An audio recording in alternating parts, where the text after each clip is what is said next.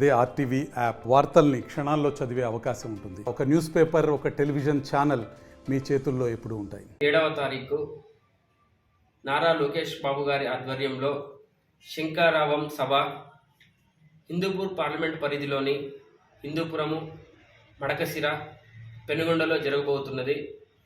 అలాగే ఉదయం హిందూపురంలో, మధ్యాహ్నానికి మడకశిరాలో, సాయంత్రం పెనుగొండలో జరుగుతుంది.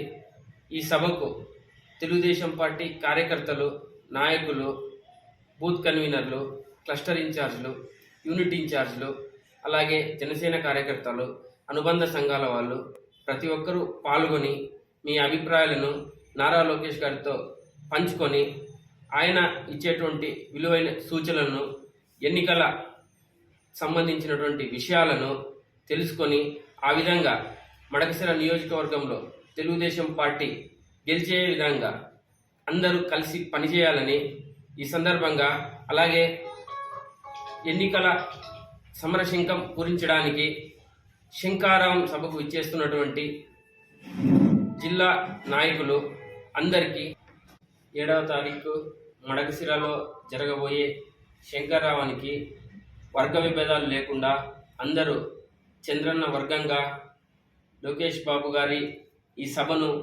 విజయవంతం చేయాలని ప్రతి ఒక్కరిని చేతులు జోడించి విన్నవించుకుంటున్నాను.